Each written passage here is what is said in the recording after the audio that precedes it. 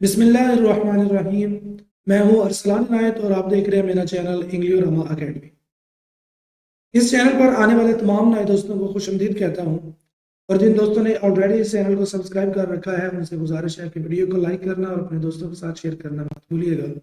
और हाँ, जाते हुए कमेंट सेक्शन में अपनी राय भी ज़रूर देकर जाइएगा। तो आइए चलते हैं हम आज के अपने लेसन की तरफ। एक्टिव वॉइस टेंसेस के कोर्स के इस लेसन में आज हम डिस्कस करने जा रहे हैं past perfect tense.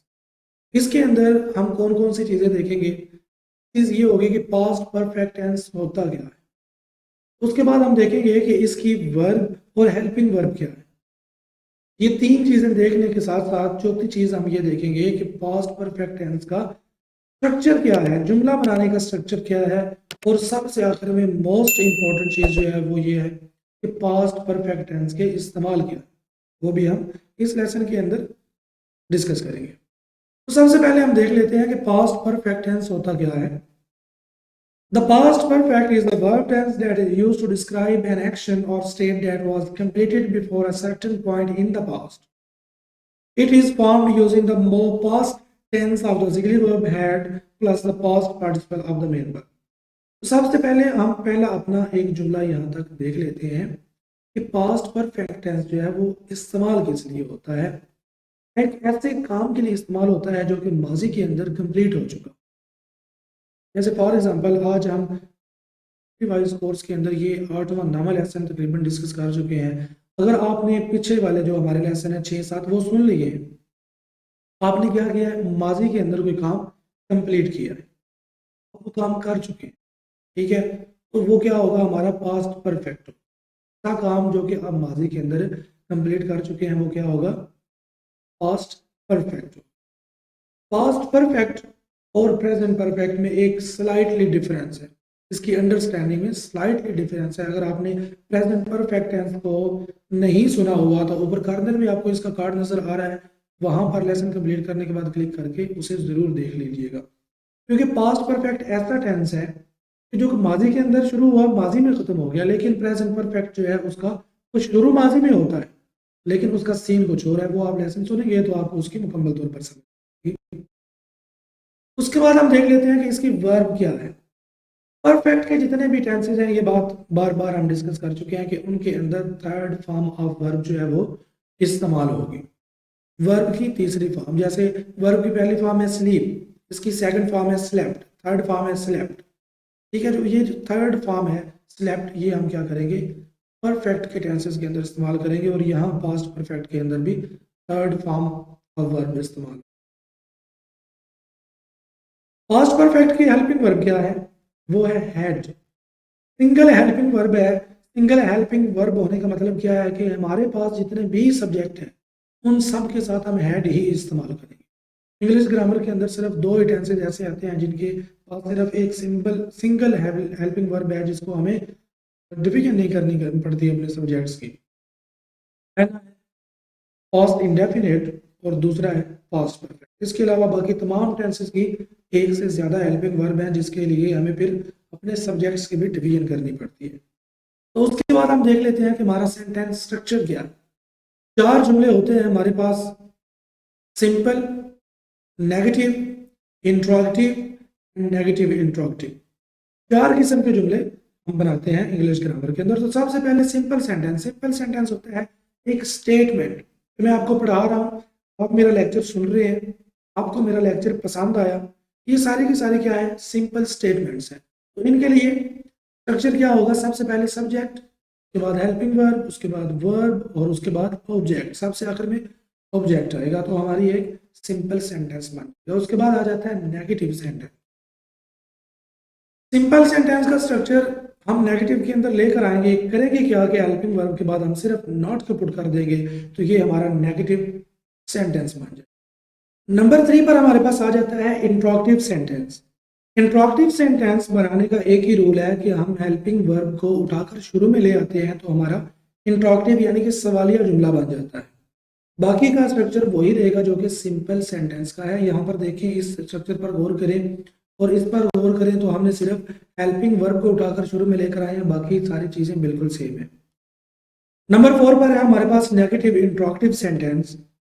Helping verb शुरू में ले आएंगे, और नेगेटिव बनाने के लिए हम सब्जेक्ट के बाद नॉट को पुट कर देंगे तो ये हमारा नेगेटिव इंट्रोगेटिव सेंटेंस बन जाएगा। उसके बाद हम देख लेते हैं कि पास्ट परफेक्ट टेंस के इस्तेमाल क्या होते हैं। There are several uses of past perfect tense. One common use of past perfect is to describe an action or state that was completed before another action or state in the past। Common जो इस्तेमाल past perfect tense का होता है वो क्या है कि वो एक ऐसा काम जो कि किसी दूसरे काम से पहले कंप्लीट हो चुका हो, उसके लिए हम क्या करते हैं, पास्ट परफेक्ट का टेंस इस्तेमाल करते हैं। इसको हम एग्जांपल के साथ समझते हैं।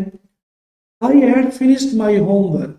ठीक है, यहाँ पर देखें ये एक काम है जो पहले हो चुका है। I had finished my homework, मैं अपना काम मुकम्मल कर चुका था।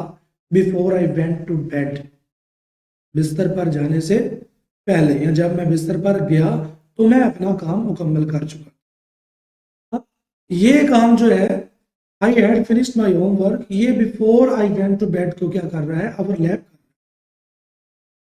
दो काम हो रहे हैं, एक के लिए हम पास्ट इंडेफिनिट को इस्तेमाल कर रहे हैं, दूसरे के लिए पास्ट परफेक्ट को इस्तेमाल कर रहे हैं।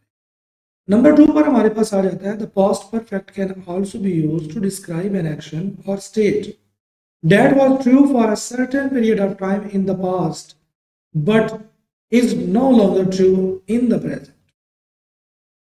यानी कि ऐसे काम जो कि माजी के अंदर तो सच थे लेकिन अब प्रेजेंट के अंदर नहीं है, उनके लिए हम क्या करते हैं, पास्ट परफेक्ट जुमला इस्तेमाल करते हैं। जैसे he had always wanted to be a doctor, वो हमेशा डॉक्टर बनना चाहती थी, but now he works in finance, लेकिन अब वो क्या करती है, फाइनेंस में काम करती है। In this sentence the speaker had a desire to be a doctor at some point in the past.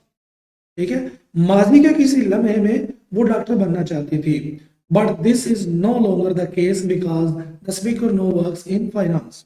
लेकिन अब ऐसा नहीं है, उसकी ख्वाहिश थी कि वो डॉक्टर बने लेकिन बन नहीं सकी, अब वो क्या कर रही है, फाइनेंस के अंदर कर रही है।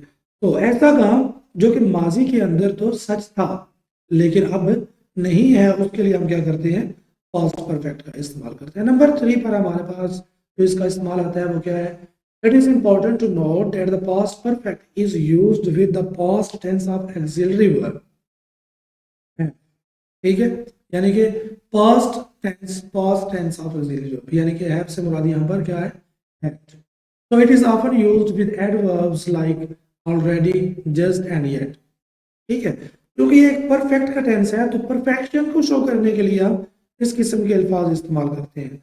दूसरी बात ये भी ज़हन नशीन रखिएगा कि अगर जुमले के कुछ चंक्स आपको दिए जाए कि बताएं ये जुमला कौन सा है, तो अगर इन अल्फाज में से कोई भी लफ्ज उनके अंदर हो जैसे ऑलरेडी, जस्ट एंड येट, तो आपने फौरन समझ आ रहा है कि ये टेंस क्या है, ये परफेक्ट का है।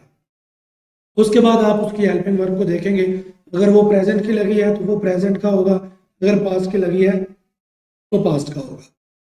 एग्जाम्पल से देख लेते हैं। I had just finished my homework, मैंने व्हेन माई फ्रेंड कॉल्ड, मैंने अभी अपना काम मुकम्मल किया ही था कि मेरे दोस्तों ने कॉल की।